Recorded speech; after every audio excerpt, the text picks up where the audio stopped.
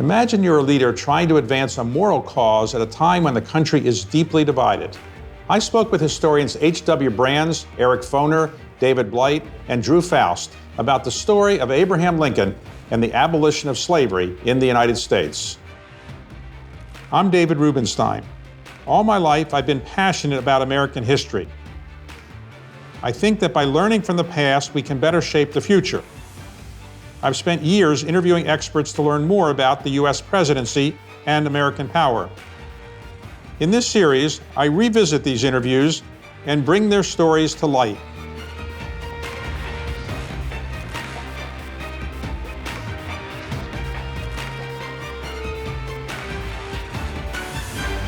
In 1860, around 4 million black people were enslaved in the U.S.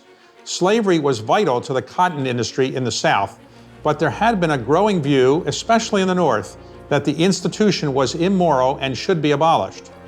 Abraham Lincoln, running for president as the nominee from the new Republican Party, had spoken against the expansion of slavery. But as H.W. Brands and Eric Foner explained, on the campaign trail, he chose his words carefully. Lincoln has to kind of make sure that he doesn't scare off any moderate voters. He was constantly accused by his opponents of being an abolitionist. He said, no, as president, I wouldn't have the power, nor do I have the inclination to try to tamper with slavery in the states where it exists. Lincoln believed or understood, if you're going to get rid of slavery, you need the cooperation of slave owners. There's no way to do it against their will, and therefore his plan was gradual emancipation, so it didn't disrupt things right away.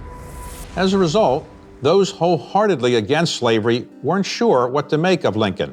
One of them was a national leader of the abolitionist movement and prominent orator who himself had escaped slavery, Frederick Douglass. He's someone historian David W. Blight has written about extensively. Douglass had a somewhat insider's view of the development of policy in the United States. But above all, it's Douglass, the speaker and the writer, who left more words to make us think about this problem of race than, frankly, anybody else. He's the prose poet of American democracy. Does Douglass support Lincoln in 1860? Very mildly. He wasn't sure yet by 1860 just what could be trusted from his point of view about this Republican Party, which stood pretty clearly for stopping the expansion of slavery. They were saying to Southerners, you will not expand this system into the Western territories because there we can control jurisdiction. But Douglass looked in vain for a moral core to their argument. However, Douglass came to understand that if you're attacking slavery in the West, you're really attacking it everywhere. So Lincoln gets elected, but as soon as he's elected, the southern states begin to secede, or a number of them. Why were they seceding since he said he wasn't going to get rid of slavery in those states? Well, first of all, how did Lincoln win? He didn't get a vote in most of the southern states. He carried the entire North, and because the North was more populous, you carry the North, you win the Electoral College. And so Southerners said, wait a minute, here's a guy who doesn't owe us anything. He has no votes in the South. But more to the point, Lincoln had spoken eloquently and powerfully against slavery. The very idea that the president would be hostile to slavery was not something they could accept.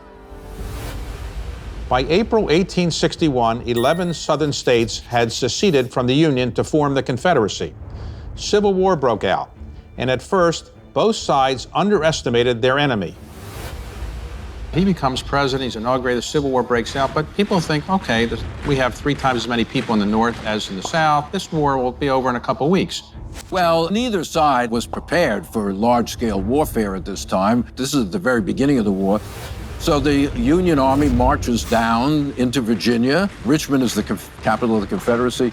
This is July 1861, and they're met by a Confederate army, and at first the Union Army pushes them back, and then reinforcements come, and they push the Union back, and then everyone runs away, basically. It has no strategic importance, this battle, but it at least gets rid of the idea that this is just going to be a short, glorious war. You know, people now begin to realize, wait a minute, this is going to be a big deal.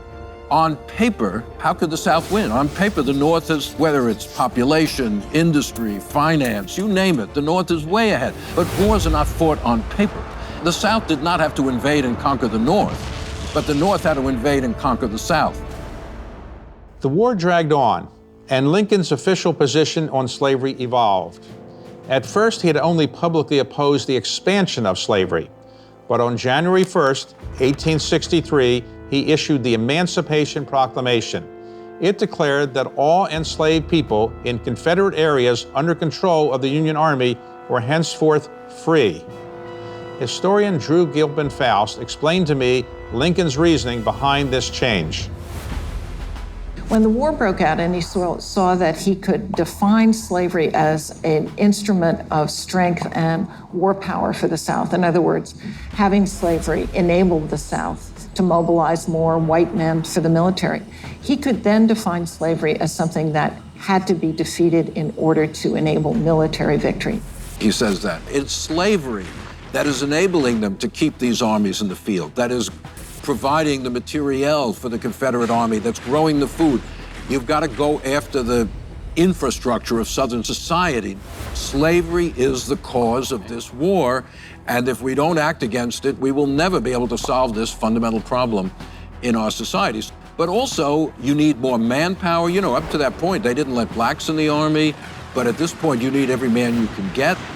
The Emancipation Proclamation enabled black men to join the Union Army.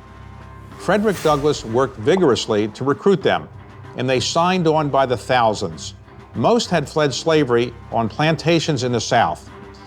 But despite providing much-needed military support, they faced terrible mistreatment. And Frederick Douglass quickly took the matter to Lincoln himself. The discriminations against black troops were brutal. Douglass had gone to Washington with no invitation. He went to Lincoln to complain about this and demand that change. He went to the White House, just got in line, the famous lines that would gather at Lincoln's White House, and asked to see the president. And lo and behold, Lincoln let him in.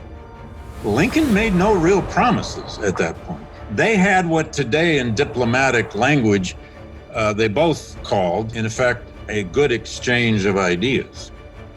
And by the end of the war, something like 200,000 black soldiers have fought in the Union Army, which actually makes a big impression on Lincoln, leading to, his thinking about the post-war world, that they have earned the right to citizenship by fighting and dying for the country. Lincoln would never see these plans become reality. Less than a week after Confederate surrender in April 1865, he was assassinated.